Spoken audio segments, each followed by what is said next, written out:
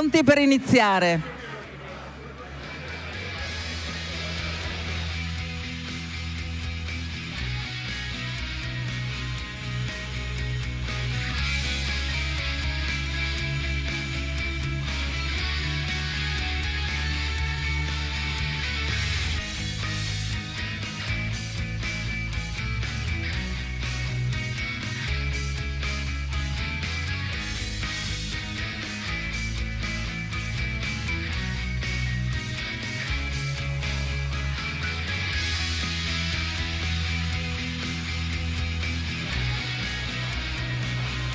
Possiamo sederci che stiamo per cominciare? Please take your seat. We're about to start.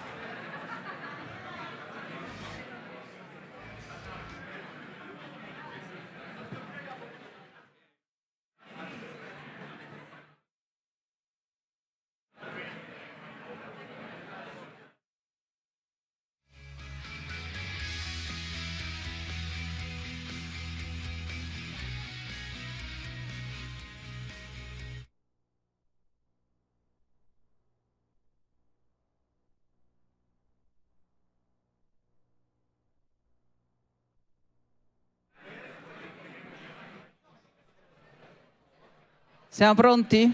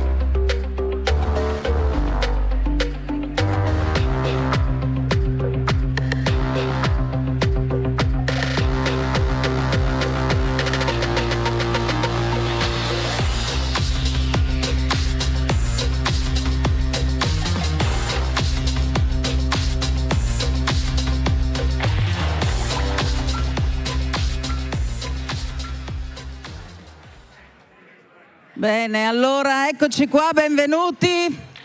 Benvenuti a tutti, welcome. I will talk in Italian, but you can read the translation on the screen on this side. Allora, siamo alla 7ª giornata di Atreju. Roma è diventata il cuore in questi giorni del conservatorismo, perché nello stesso tempo, poco distante da qui, si svolgevano gli Study Days del Partito Conservatore Europeo e ieri sera abbiamo anche partecipato alla consegna del premio Margaret Thatcher della fondazione appunto New Direction, fondata dalla Lady di Ferro. Ieri abbiamo visto che il conservatorismo non si incarna solo nel pensiero politico, ma si incarna nel pensiero, nella cultura, nella creatività, e sono state premiate appunto filosofi, persone di pensiero, ma il premio di quest'anno, di questo premio è stata insignita il nostro Presidente del Consiglio, Giorgia Meloni.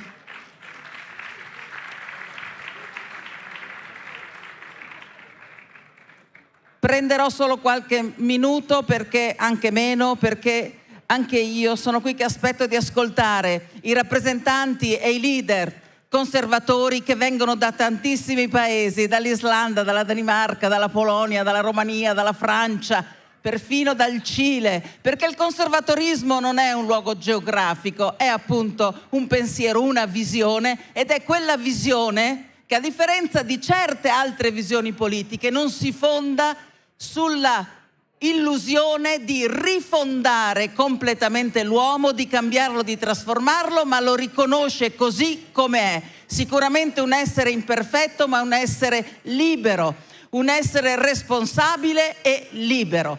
Perché la visione conservatrice è, io credo, questo: è essere liberi, è essere orgogliosi della propria identità, è andare avanti, guardare avanti, costruire il futuro, ma radicati bene nelle proprie radici, nella propria identità. Ieri Giorgia Meloni ha detto una frase che secondo me un po' sintetizza tutto questo. Ha detto: essere conservatori vuol dire difendere le cose che amiamo. E noi siamo qui per questo. E ci ha fatto anche ricordare tante frasi, perché le avete ricordate ieri in questa splendida serata, che aveva detto anche Margaret Thatcher, che aggiungeva: non basta ereditare un patrimonio, ma bisogna anche tramandarlo. E allora noi siamo qui per capire cosa significa oggi il conservatorismo. Io posso dire, perché quanto riguarda l'Europa, dopo anni di ricette progressiste che hanno distrutto i due pilastri su cui l'Europa era nata, che erano la pace e il benessere, i cittadini sempre di più sentono la voglia di voltare pagina, gli elettori sempre di più votano i partiti conservatori. Allora io lascio il microfono al segretario generale del partito dei conservatori europeo, Antonio Giordano, che vi guiderà e ci guiderà in questa serata.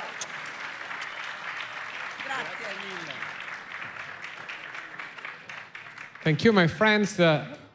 We have a very hard light in our faces.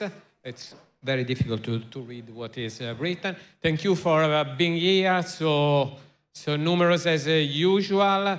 Again in Rome, the eternal city, the root of every civilization, and the center of the church religion. And I want to, I'm sorry, but the lights are really terrible.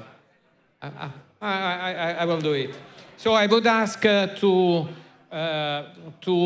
take the chair to Adam Bielan, member of the European Parliament, Peace International Secretary, head of Polish delegation. And then Carlo Fidanza, head of the Italian delegation in the ECR party, vice president of the ECR party, vice president of the IDU. Something more? No, it's enough. Then Sigmundur Gunnlaugsson, MP, former Prime Minister of Iceland.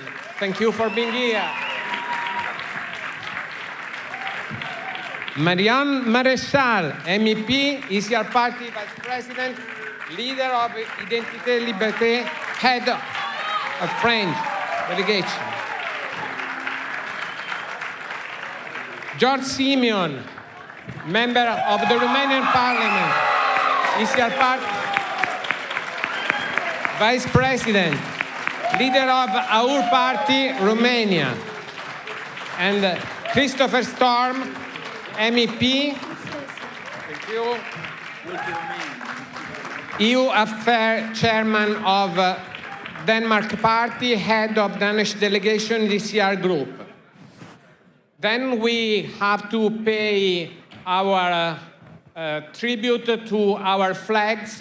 If we can start the video with the flags of the delegation that are tonight here. And then we have people from Poland, from Italy, it's clear, but from Poland, Romania, Czech Republic, Spain, Netherlands, Belgium, Iceland, Croatia, Germany, San Marino, Albania, France, United Kingdom, Sweden, Bulgaria, Cyprus, Belarus, Argentina, and United States. And then I kindly ask the co-chair of DCR group in the Parliament, this way. Please, Nicola Procaccini. Grazie, Antonio. Hello, everybody. Welcome in Atreju, you know, the young protagonist of the never-ending story, our story.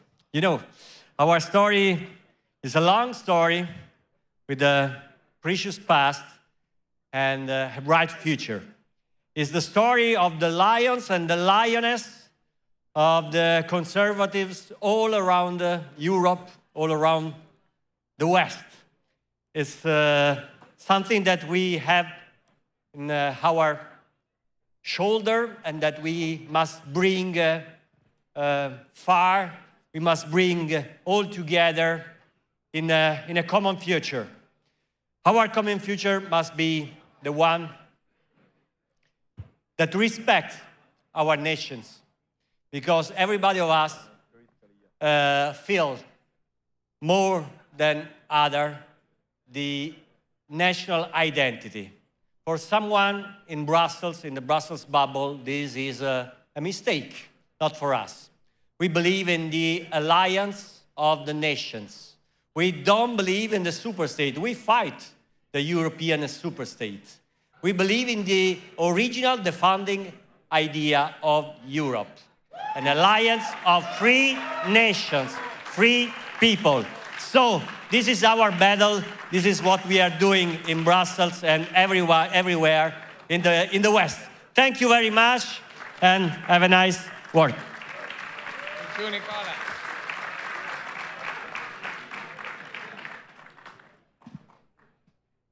Well, today we will try an interesting experiment because we have the same question for everyone. And the question is a three-layers question. What would be the world without conservatives? What would be Europe without conservatives? What would be your country without conservatives? It's a bit different from usual, but I think that it can be interesting. World, Europe, your country. Then I would ask, as first speaker, Marion, as a sign of respect. Allora, grande questione. Provo di parlare in italiano, scuso per accento francese.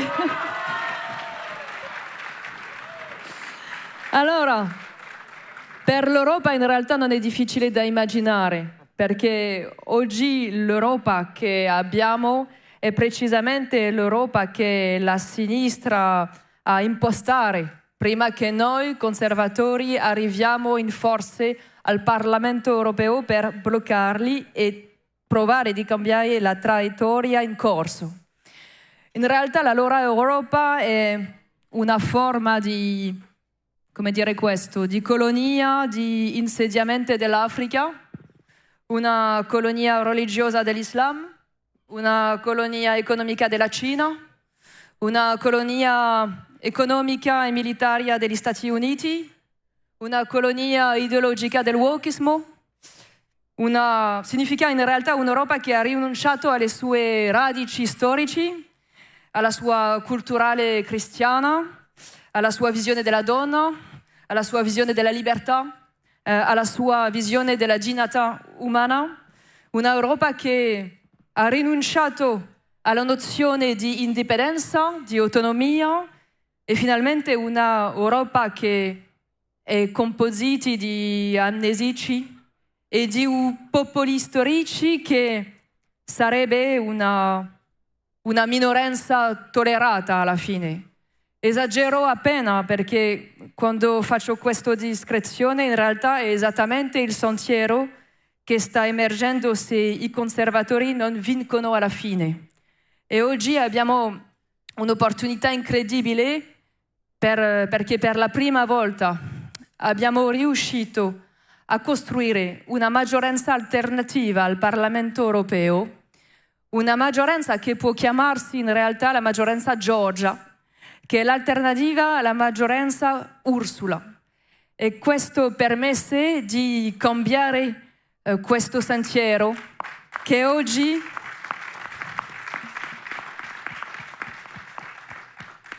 permette precisamente di difendere la loro visione di Europa e di non permettere che il nostro continente sia un continente, per esempio, una donna può essere un uomo può essere una donna, un bambino può essere un prodotto di consumazione, o possiamo essere dei popoli che vogliono difendere la loro storia, la loro identità e avere un diritto alla continuazione storica. E per concludere questa questione voglio usare la citazione di Albert Camus che diceva che ogni generazione si crede destinata a rifare il mondo. La nostra generazione ha un compito probabilmente ancora più grande, consiste nell'impedire che il mondo si disfaccia.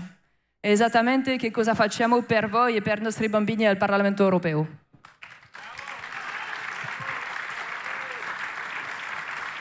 George, the microphone is yours. Thank you, Antonio. Thank you, brothers and sisters from Italy and across Europe. The real president of Romania.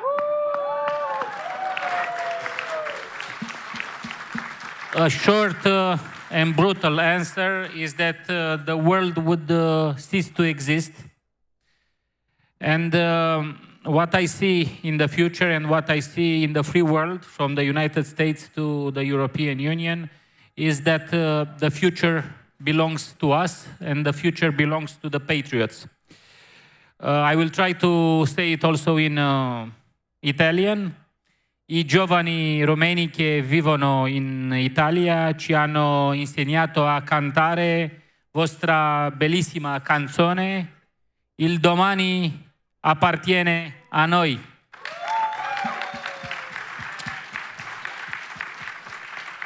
The future belongs to us, even if it is hard. We see the model here in Italia, il modello Georgia, over 3 years of good governance.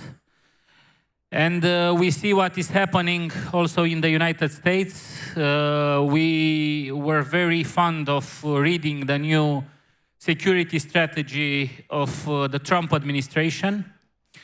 We must fight for our right to exist in a normal way. We must fight for common sense.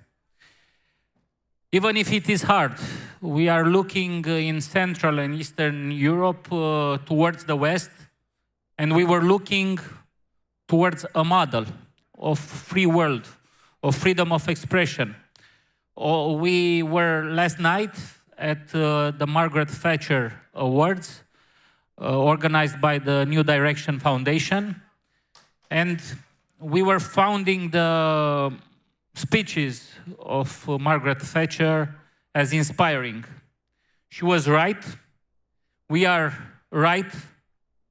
Some would say we are extreme right, because we were right about everything that we said and will say. We will continue to speak the truth, and the only model that lays before us is speaking the truth and winning the power across all 27 countries in the European Union and of course, in countries like Iceland. You are our model. You are in the head of and in guidance of the conservatives in the European Union. So hopefully you will be a successful model. And in Romania, with the annulled elections and with the threats that we face against democracy, we hope and pray that Italy, Poland, and the United States will prevail and the conservative forces will continue to win battle after battle. Thank you.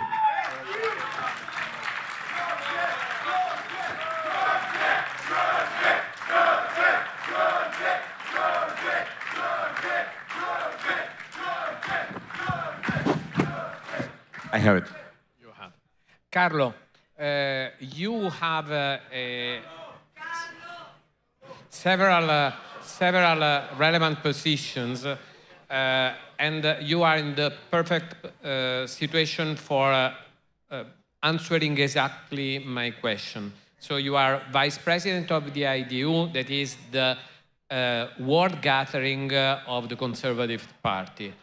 You are the head of the delegation of the ECR in the European Parliament. You are the responsible for Fratelli d'Italia of the foreign affairs, if I can say that. Then it's perfect for my question. Please. Antonio wanted someone to answer his question, it's clear. I would be speaking in Italian, so if you can take your earphones if you need it. And first of all, un grande applauso ad Antonio Giordano, segretario generale dell'ECR Party, infaticabile organizzatore di buona politica.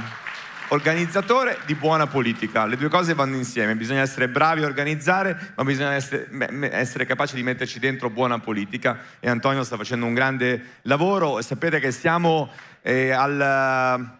non è ancora finita, una lunga settimana, mancano ancora 2 giorni. Una settimana entusiasmante per noi, non soltanto per noi italiani, per noi questa è una festa bellissima che è giunta alla sua 27esima edizione, lo dico per gli amici che ci hanno raggiunto dall'estero, è la 27esima edizione di Atreju, ogni anno più grande, più bella, quest'anno addirittura 9 giorni di festa, un evento eccezionale come avete potuto vedere anche soltanto in questi pochi minuti, ma una settimana entusiasmante per i conservatori europei che hanno avuto qui a Roma l'onore e il piacere di ospitare gli Study Days del nostro gruppo parlamentare che si sono conclusi ieri, peraltro Study Days impreziositi da una visita davvero emozionante al Santo Padre che ci ha ricevuti in udienza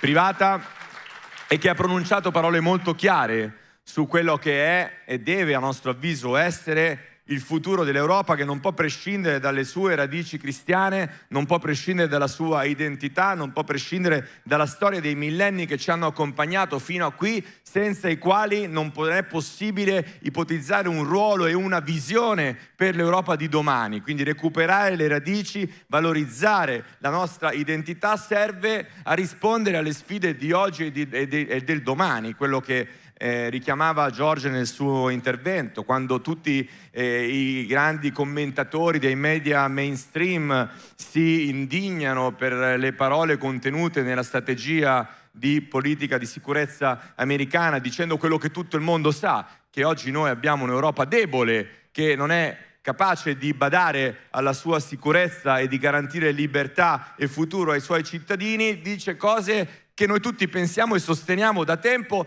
impegnandoci affinché l'Europa cambi. E questa è la grande differenza. Non ci indigniamo con chi dice quello che pensa legittimamente, ma ci arrabbiamo con chi ha ridotto l'Europa in questo stato e cerchiamo di cambiarla. Ma dicevo, la nostra settimana entusiasmante poi si è impreziosita ulteriormente ieri sera con la cena del Margaret Thatcher Award, dove oltre a Giorgia Meloni sono stati premiati importantissimi esponenti del mondo della cultura, dello sport, dello spettacolo, del cinema, e grazie quindi alla fondazione New Direction, e continua con le iniziative dell'ECR Party, che oltre a questo panel peraltro vedrà anche non soltanto un appuntamento più diciamo di piacere domani sera, e Antonio probabilmente annuncerà, ma anche l'intervento dal palco principale di Atreju domenica mattina del presidente Morawiecki, presidente del nostro partito europeo. Quindi una settimana che ha voluto, e rispondo brevemente Antonio alle tue domande, ha voluto ribadire ancora una volta non soltanto la nostra capacità di proiezione internazionale, ma il ruolo di protagonismo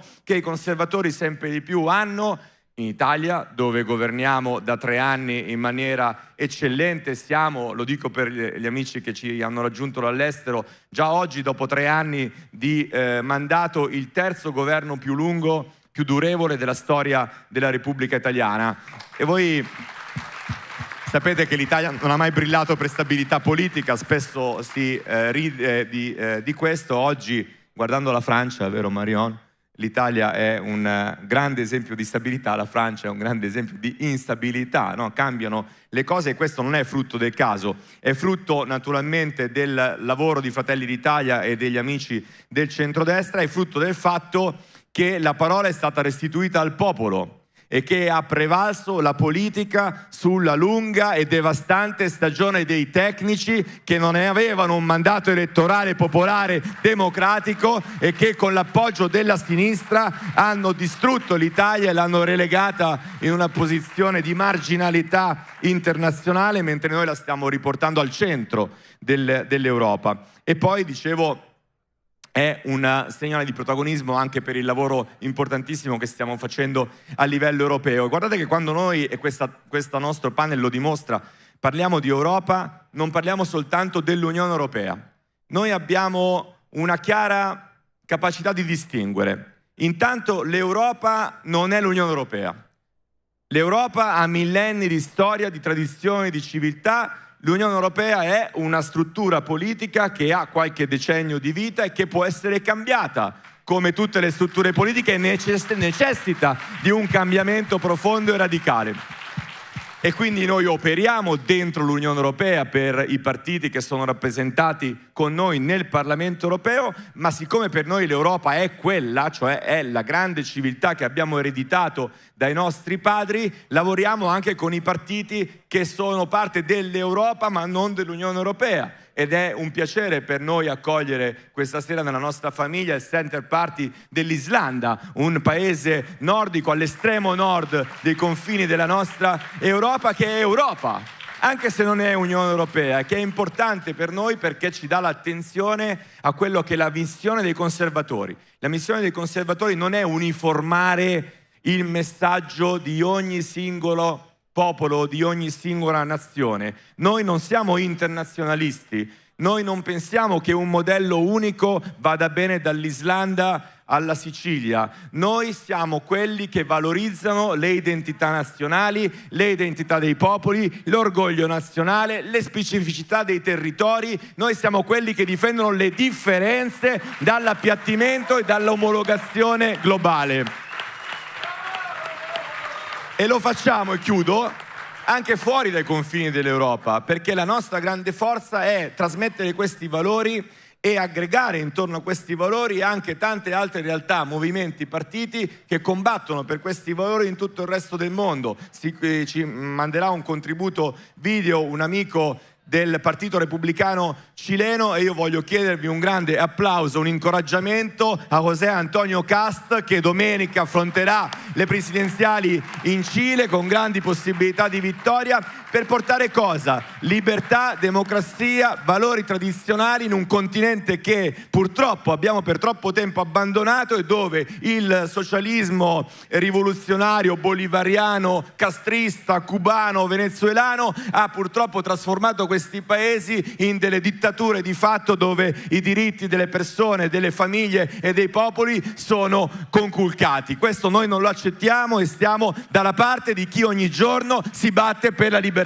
e per la democrazia anche dall'altra parte del mondo, anche nell'America Latina. Chiudo, Antonio, per dire che questo Questa è la nostra missione, rispettare le specificità nazionali, combattere insieme per i nostri valori comuni, cambiare un'Europa che ha bisogno tanto di cambiare. Grazie a tutti. Thank you, Carlo. After our three vice presidents, now I would like to listen from Mr. Adam Bielan from Poland. He lives in a country that is struggling because it's so close to this terrible war, and I think that it's very important to listen what he wants to say. Thank you, Antonio. Let me begin by expressing my gratitude for the opportunity to be here and speak here. I know that Atreju is one of the most, if not the most important conference here in Italy for the center-right. And I read a lot about this conference. I was able to attend the conference last year. I heard the great speech of Prime Minister Meloni, and now I'm here at the stage. So I'm very grateful to you for this opportunity, and I promise next time you invite me, I will try to speak at least some sentences in Italian, maybe not as passionate as Carlo, my friend, but at least I try. And I'd like to thank also our Italian hosts, not only for this fantastic event, but also for the whole week of different events like study days, and yesterday a great Margaret Thatcher Award dinner organized by Nicola Procaccini. Big kudos to you. Going back to the question asked by Antonio, I believe that we conservatives understand that Europe, the West as a whole, is not merely a geographic space or an economic project. It is above all a community of values: freedom, responsibility, sovereignty, family, faith, and the dignity of the human person. These values did not emerge by chance. They were shaped, defended, and preserved by generations who understood that civilization must be protected if it is to endure. So I believe that without conservatives, Europe would lose its moral compass.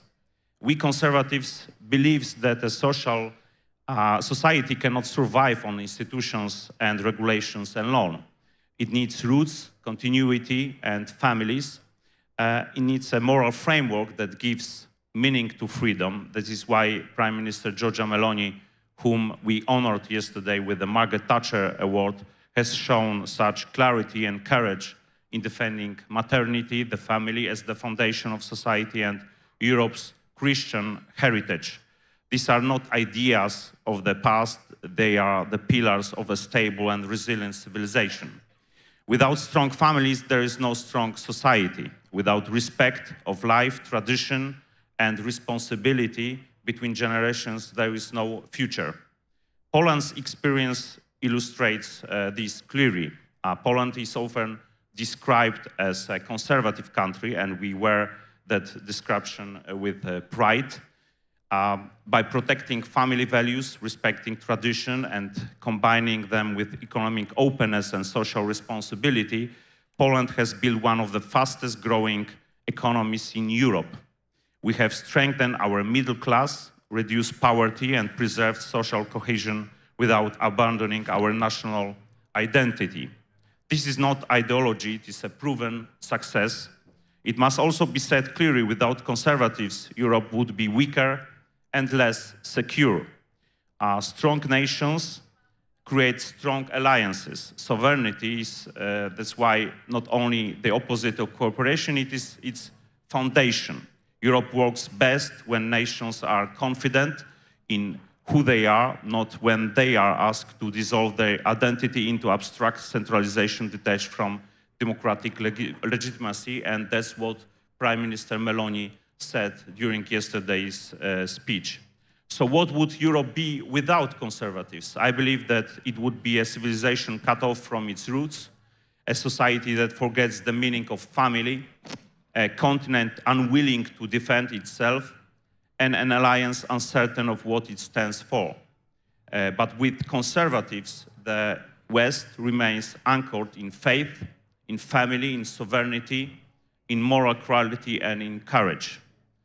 Here at Atreju, our task is not only to defend these values, but to pass them on, to show through real success stories like Poland and Italy that conservative principles do not belong to the past.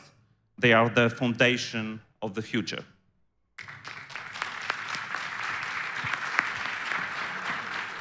Thank you so much, Adam. Before giving the floor to our two friends that are the leaders of two parties that apply the ECR party, that are already accepted by the board, and then that we will accept it by the next council. I want to say thank you to our European parliamentaries, Michele Picaro, Giorgio Gheadis, Stefano Cavadagna, Paolo Inselvini, Nicolas Bay, Maria Teresa Bibaldini. I don't see if there is anyone else in the second and in the third queue. Thank you very much for being here, as well as our board member, Adela Mirza. Well, let's go to Iceland. Sigmundur, what is your vision of what would be our world without conservatives? You were the former prime minister in Iceland, so nobody better than you can explain that. Well, after listening to these people, these extremely right about everything people, I will try to add the Icelandic perspective. Because what we've heard here already is something I can 100% agree with. But starting with the world, that's the easy one. Because without conservatism, the nature of conservatism, there would be no civilization in the world. Because civilization is based on conserving something, conserving the society, conserving knowledge, conserving what works.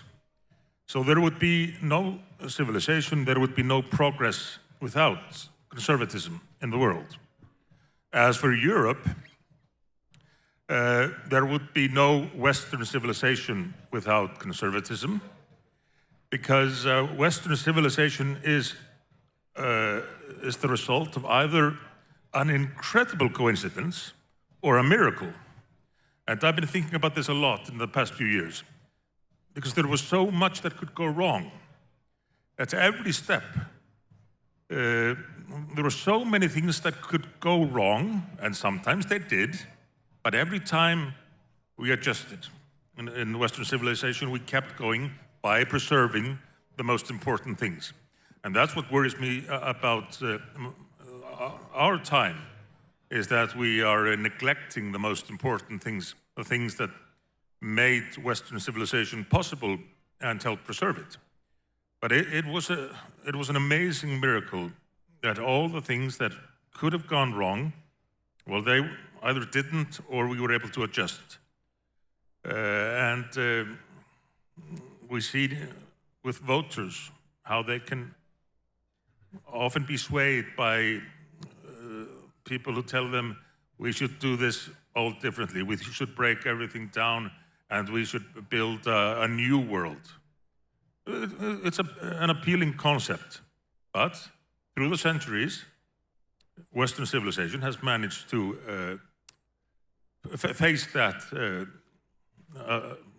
appealing concept and continue to build on what works. I hope we will be able to do that in the future. As for Iceland, in my opinion, is a very good example of why conservatism, small c conservatism, conserving things works. We established our parliament in the year 930. It is the oldest functioning parliament in the world. And we created a society from scratch. There were no people in Iceland before the settlers arrived there, and they soon built a new society based on laws, based on the creation of a parliament, and rules on how the entire country should be governed. Then we lost our independence a few hundred years later, in the 1260s. We lost it first to Norway, and when Denmark took over Norway, we lost it to Denmark. And for 600 years or so, the the population of this very difficult country to live in the North Atlantic was just trying to survive. But what helped them survive, kept them in Iceland, and even kept them from dying, was the fact that they knew their history. They knew where Iceland and Icelandic society had come from. They knew the sagas, the stories, the old laws of the country.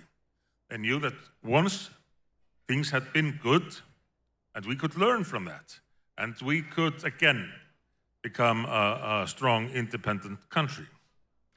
The church preserved our society as well, teaching everyone to read. The church was the welfare state for hundreds of years in Iceland and kept the country together. One nation speaking the same language, knowing the same history, and having the same aspirations. That allowed us to survive for 600 years. And when it came to fighting for independence in the 19th century, we had this notion of the rule of law.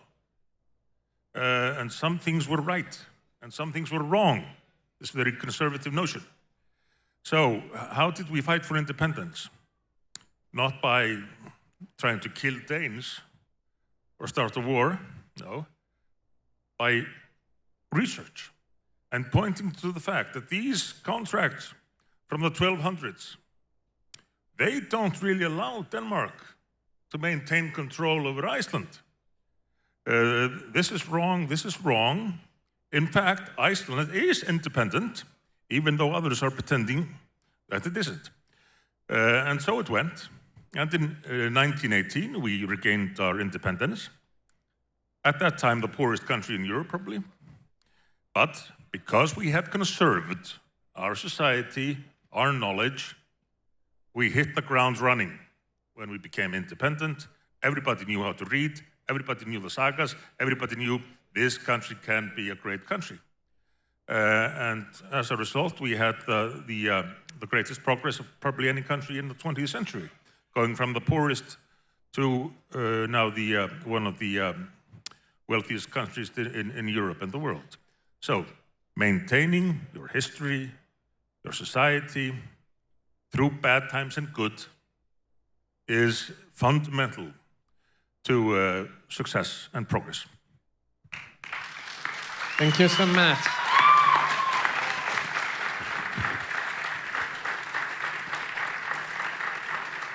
Kristoffer, it's your moment.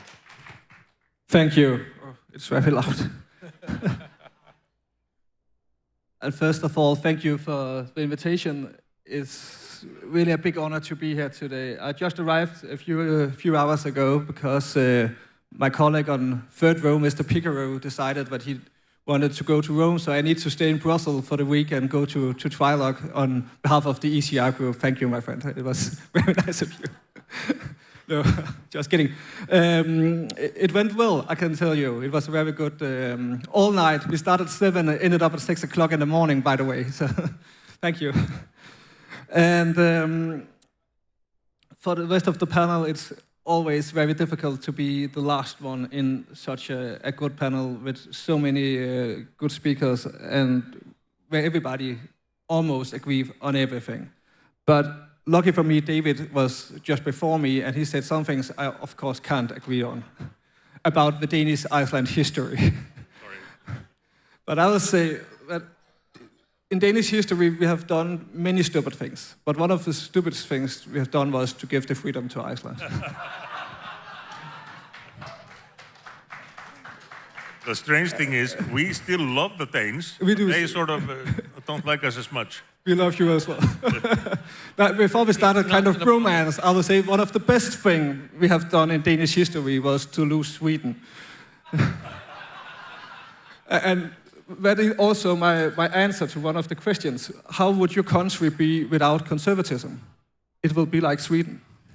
And that's the reason I'm very happy that we have a strong conservative part of the Danish parliament, that we have managed to keep our country more like it used to be than, for example, our brothers in Sweden. And I really feel sorry for them what happened to our country for the last 30 years. On the other hand, we have a colleague, a Polish colleague, who likes to say every time he make a video, "Be like Poland." It's like his statement in all his videos, all his speeches. And I'm not sure I 100% agree with him, but I think he has a point, because Poland is one of the most conservative countries in Europe.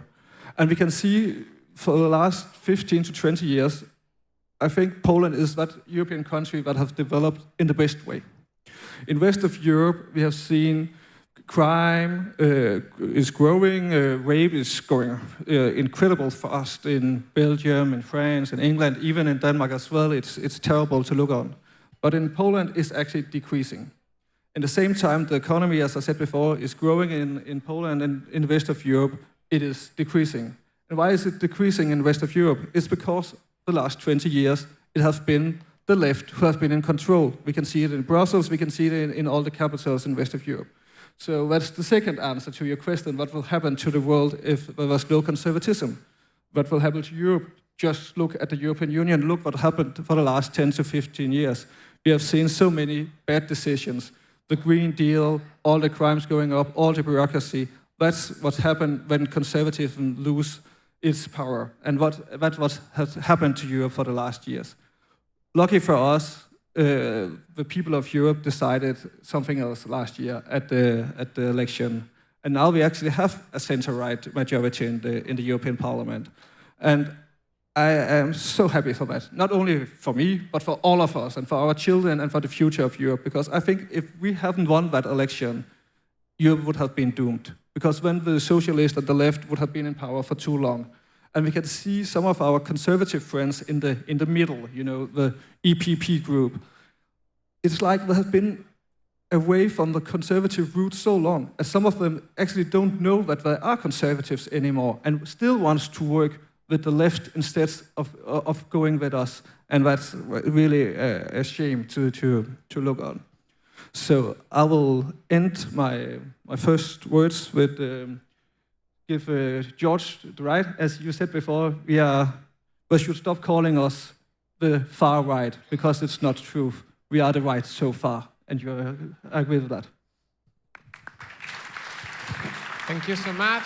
If we can have the message of our friend from Republican Party in Chile, Miguel Mellado. Hola, soy el diputado Miguel Mellado.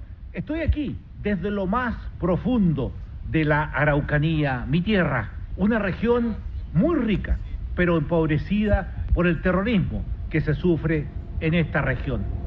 Y desde aquí saludo a cada uno de ustedes, al grupo parlamentario Fratelli d'Italia y a su líder, Giorgia Meloni. Contarles que nuestro país vive momentos intensos en estos últimos días de campaña. Complejos, diría yo, pero también llenos de propósito y esperanza para nuestro país. Hoy, en Chile, hay un clima con mucha frustración por la inseguridad, por la violencia, el crimen organizado y por la sensación de que durante mucho tiempo se dejó de escuchar a los chilenos. Hoy hay un cansancio real en el país con una necesidad profunda de recuperar el rumbo. Esta izquierda octubrista nos está llevando a un despeñadero. Pero junto a esa preocupación está renaciendo algo lleno de esperanza. La convicción de que Chile puede volver a levantarse. Y se puede levantar de la mano de José Antonio Kast, el candidato de la derecha real, de la derecha chilena. Nosotros necesitamos recuperar el orden, la seguridad, tener estabilidad, oportunidades económicas, levantar el país nuevamente. Esa esperanza no es teórica, es una energía que se puede palpar cuando uno conversa con las personas, porque sienten que ya es hora de recuperar lo que fuimos y de avanzar hacia algo mejor, algo como lo que ustedes están haciendo con su partido y con su líder. Mi mensaje para ustedes es que Chile se pondrá de pie, y cuando un país decide reconstruirse, no hay obstáculo que pueda detenerlo. tienen que estar los líderes correctos en los momentos oportunos. Por lo tanto, de la mano de José Antonio Kast, estamos listos para recuperar Chile. Y lo vamos a hacer. Y lo vamos a hacer bien. Un gran saludo, un abrazo cariñoso para todos ustedes. Desde aquí, desde mi tierra, región de la Araucanía, al sur de Santiago de Chile, para todos ustedes.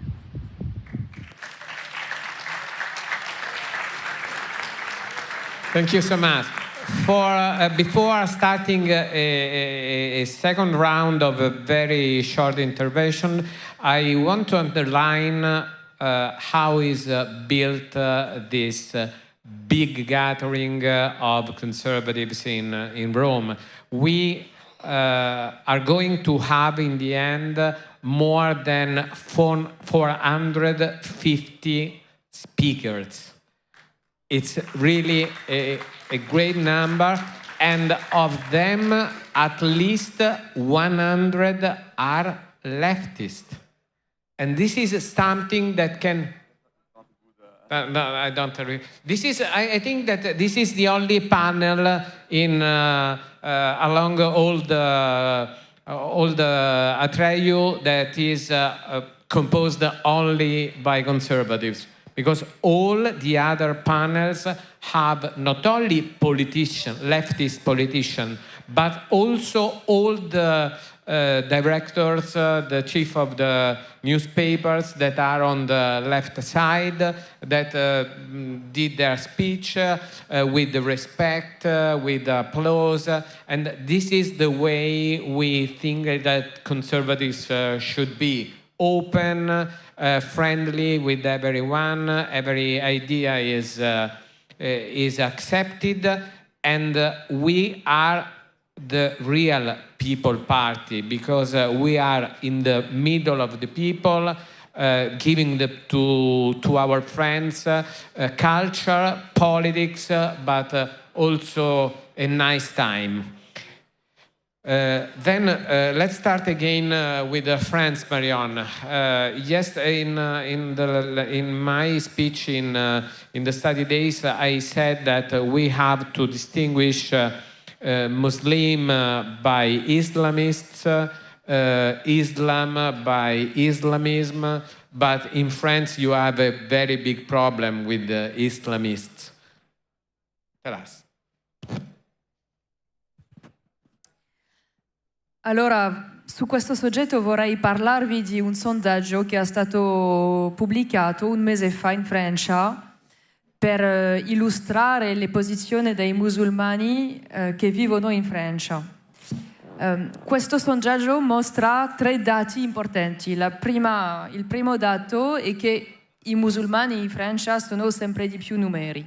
Secondo dati, che i musulmani sono sempre di più radicali. Terza dati è che più sono giovani, più sono radicali. Per illustrare questa situazione posso dare qualche numeri. Per esempio, 42% dei giovani musulmani hanno della simpatia per un corrente islamista. 42%. È il doppio relativo agli anni 98. Tra 2003 e 2025 siamo passati di 16% a 45% per l'uso del velo islamico, il hijab. Terzo numero, 59% di questi giovani difendono l'applicazione della Sharia, dunque la legge islamica, nei tutti i paesi che non sono musulmani. Dunque questa mostra la gravità della situazione. E per me i conservatori hanno l'obbligazione di reagire, perché vengo di un paese che ha subito più di 300 persone che hanno stati ammazzati dagli islamisti. Dunque la prima lezione per me è che non possiamo rispondere a questo sfido senza trattare la questione dell'immigrazione, della demografia e della natalità.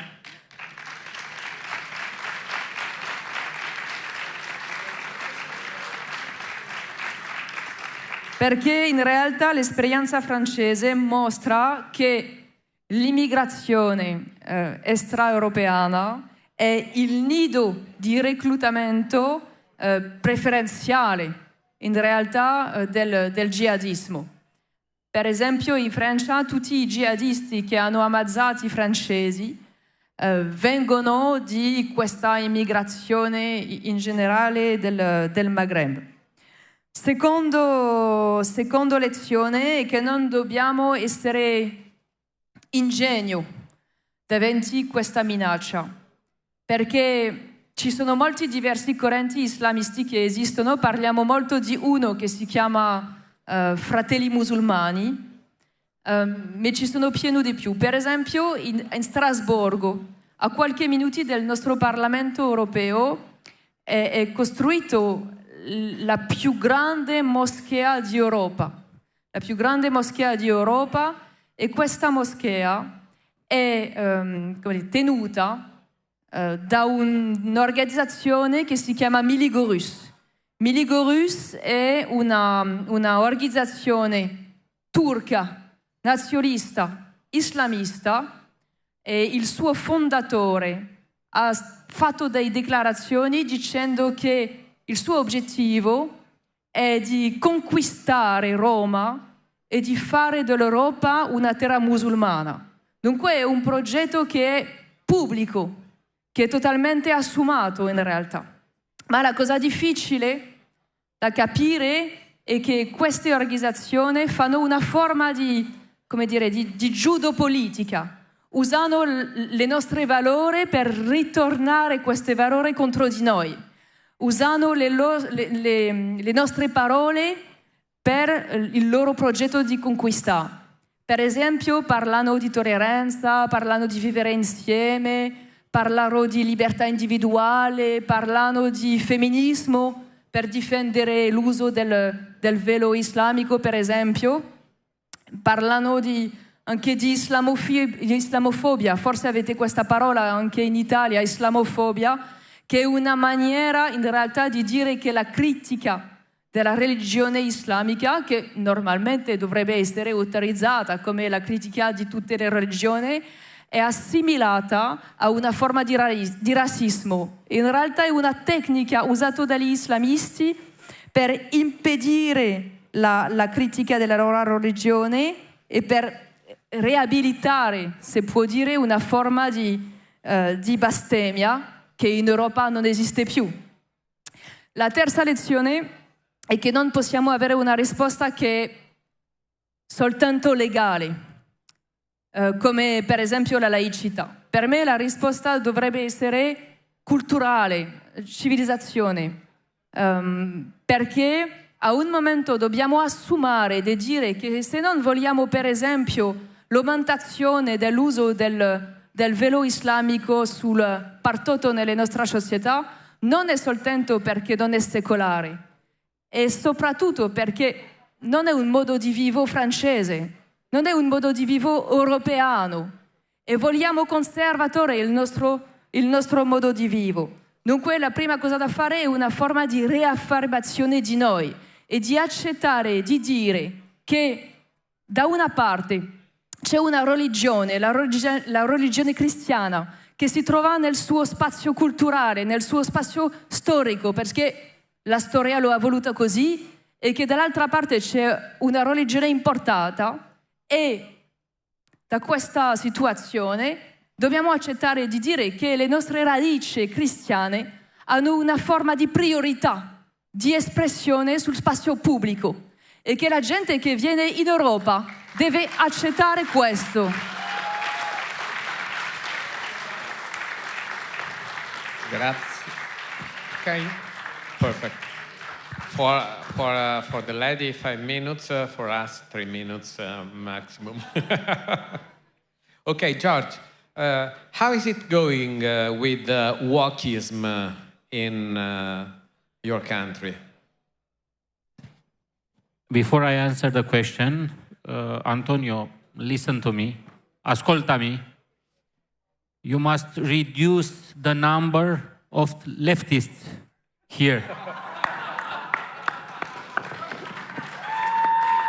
Marion, écoutez-moi. You must reduce the number of radical Islamists in France, or you will not have friends anymore. And also, please get rid as soon as possible of Emmanuel Macron. He meddled with our elections. It was not good at all. So I think the most appropriate term to describe wokeism is a virus. This is a real threat for our society in Romania and across Europe. We must do everything possible to protect our children and our families. And you couldn't believe 15, 20 years ago that you could have people saying that there are 72 types of genders, and besides men and women, you could invent binary, non-binary, and other absolutely invented stuff. So I would say there's a serious and real threat. When our party will come to power, hopefully very soon, we need to remove all sick woke propaganda from school textbooks.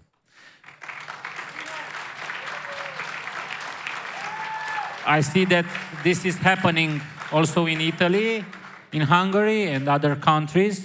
This is a model for us because it is affecting our children. And we are people who believe that God made us different. But we do not invent biology. We do not consider gender as a cultural option. In biology, when I went to school, to high school, we learned that you have men and female.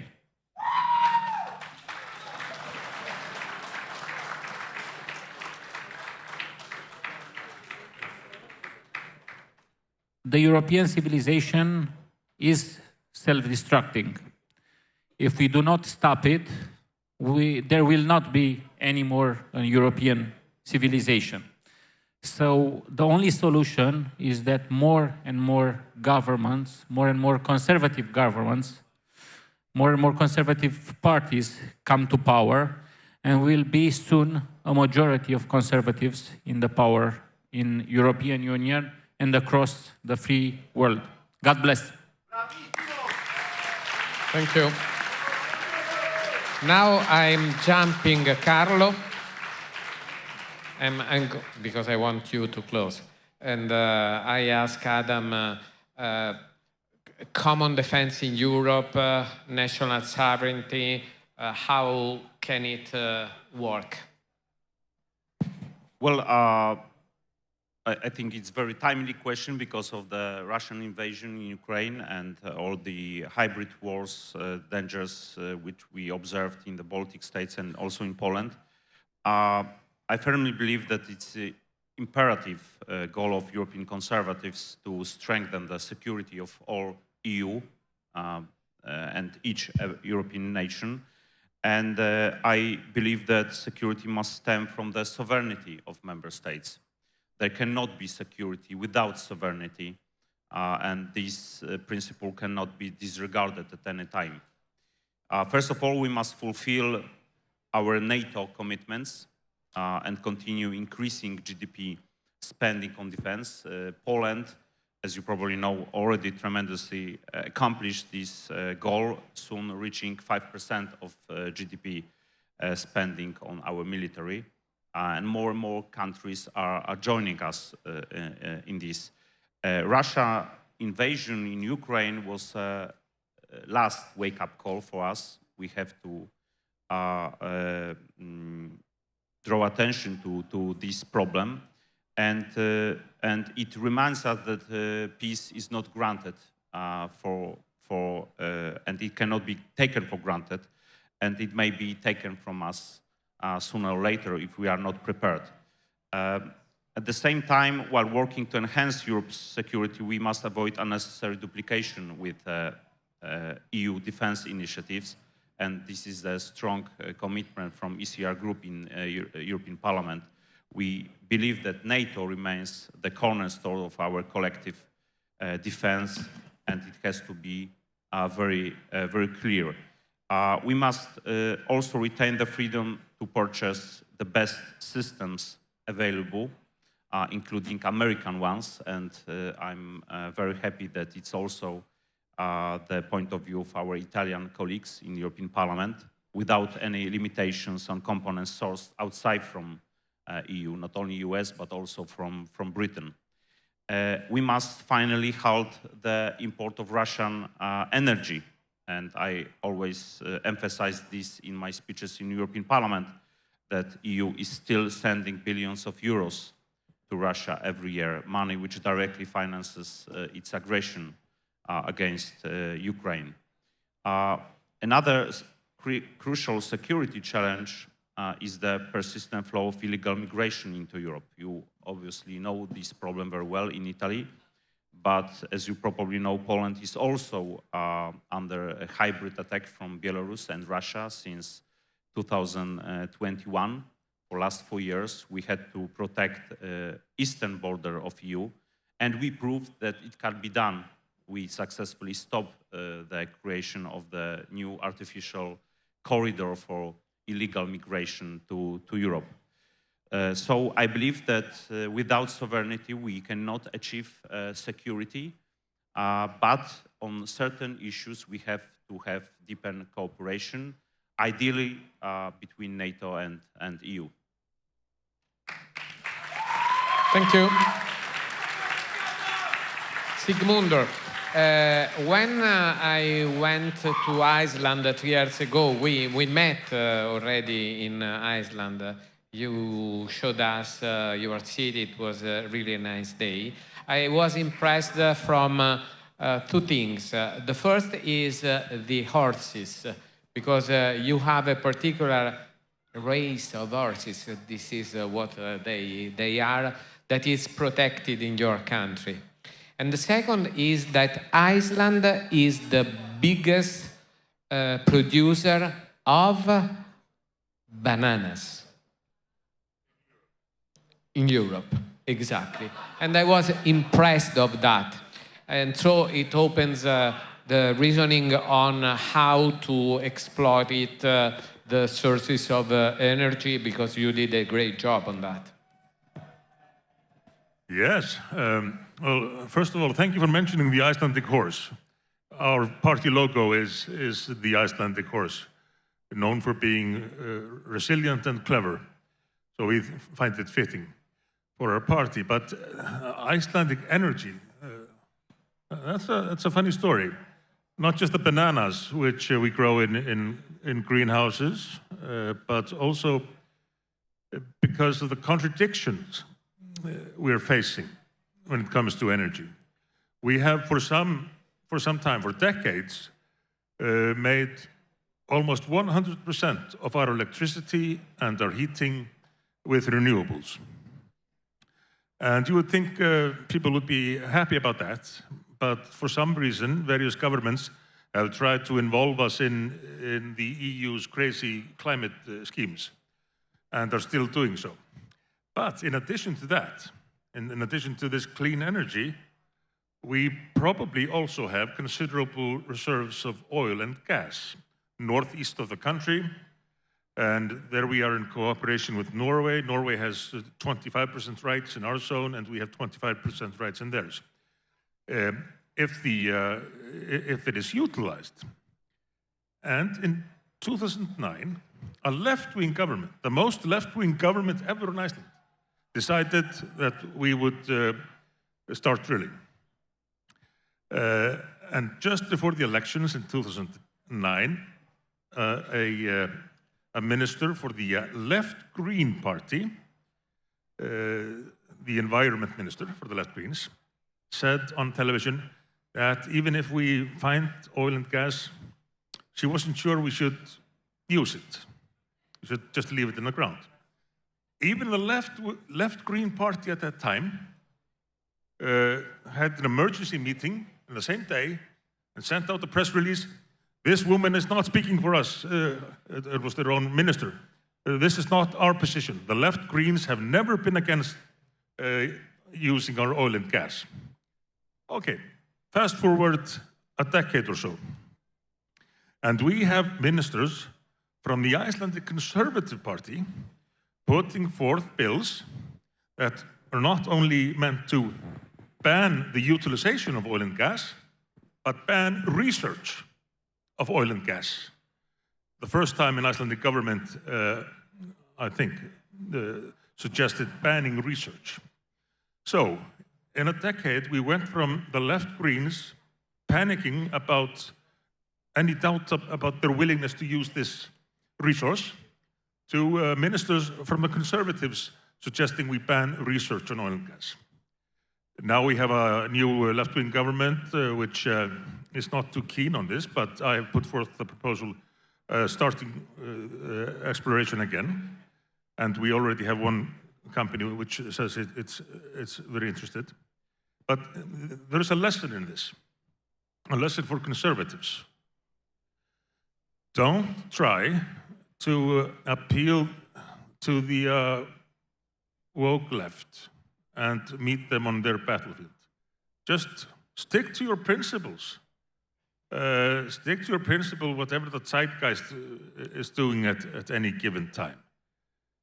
Because this has not worked out well for the conservatives, being against the use of natural resources, particularly now when Europe needs more of its own resources to strengthen its geopolitical position. And also going completely woke on all the things that have been named here, immigration and these new ideas about sex and so on.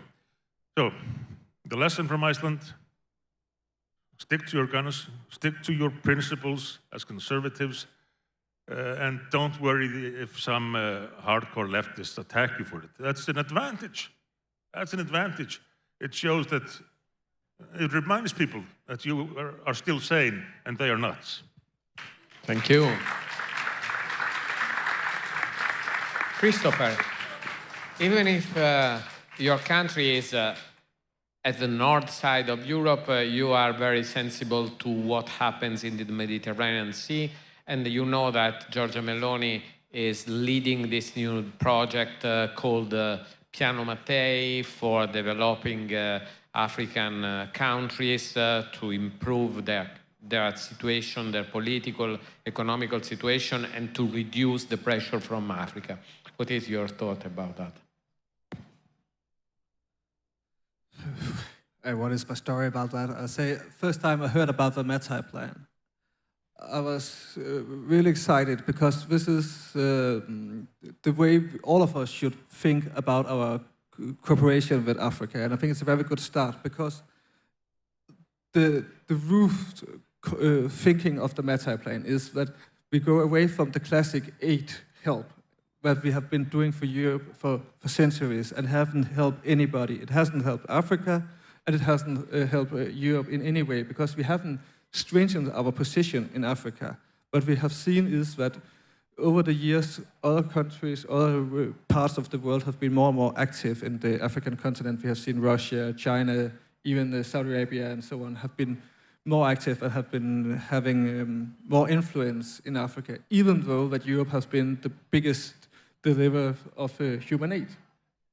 So we need to rethink the way we cooperate with the African continent. And I think that the Mattei plan is the way of doing it because it brings the cooperation down in the height of our eyes, and it makes it more equal because we are clear about this is a cooperation that benefits both of us. It benefits the Italian people and then also the people of Africa. It's almost the same thinking as the global gateway as we have in the European Union.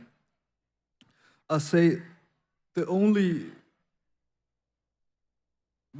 bad thing about the Mattei plan, and I'll say it's a new thing. We can always build upon it. It's a good fundament of what we can build on. But the Mattei plan has a huge focus on the root of migration. Why is people going away from Africa seeking against Europe? And I think as conservatives, we should have more focus on returns and how we can use plans like the Meta plan to help the African countries to get their people back to Africa. So we can use the money that we send to Africa, that we give to these projects to help to create jobs for the Africans who returns from Europe to Africa. Because in that way, we also help to stop migration. Because in the way it is now, when people get a little bit better life than they have today, when we also have the chance and the money to go away from Africa, to seek against Europe, and it's important that we don't give them this chance. We need to make it clear that this cooperation is about helping Europe to stay Europe, and at the same time to help Africa to develop and to be a continent of growth. And I think we can only do that if we say the money we give has to be, what is it called? We need to deliver on this return policy. And then we have the people back. We need to have an agreement that will keep them in the countries and will help Europe to protect the border control. Because that's the, as I said before, the only way we can do it. And that's the only lack, I think, there is in the Meta plan. So let's hope that the plan we have now is the version 1, and I will look very much forward to see the version 1.2. Because when we have that, I think Europe will be able to strengthen our relationship to many African countries, and the same way we can use this kind of development to make Europe a better place for all of the Europeans as well. And in that way, it will be a win-win. Thank you. Carlo, adesso tocca a te fare la chiusura dei nostri ragionamenti. Sei il vicepresidente di casa. You are the hosting vice president. Very briefly.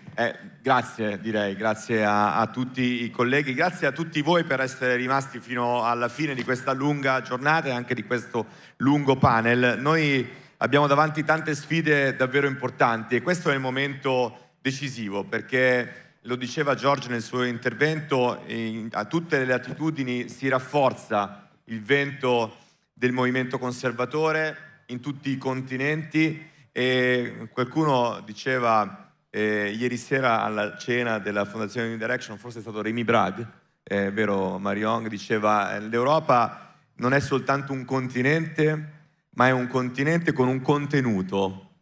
E se ci pensate è esattamente così. E quindi noi non dobbiamo soltanto difendere un continente, difendere i suoi confini, difendere la sua sicurezza, noi dobbiamo difendere anche il contenuto di quel continente, che sono le nostre idee, la nostra tradizione, i nostri valori antichi, la nostra capacità di innovare che ha sempre guidato il resto del mondo. E soltanto con una guida conservatrice questo potrà avvenire. La nostra cooperazione è la base di questo cambiamento. Grazie ancora a tutti e buon Atreju per chi rimarrà. Viva l'ICR Party! Bene, adesso come sempre finiremo i nostri panel con una forma with a kind of national of European and national hymn for respect for the hosting nation, but it is also a representation of how we think Europe. Europe is a layer, but the national flag is over that layer.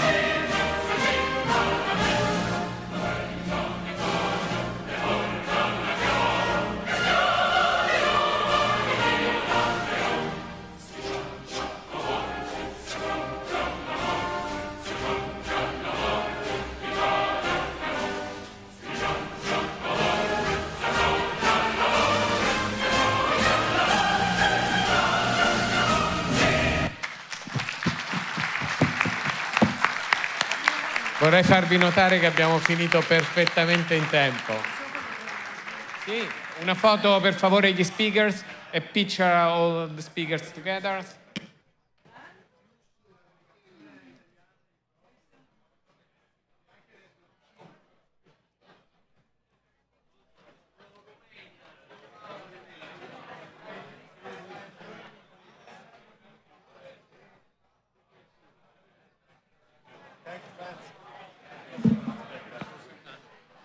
Do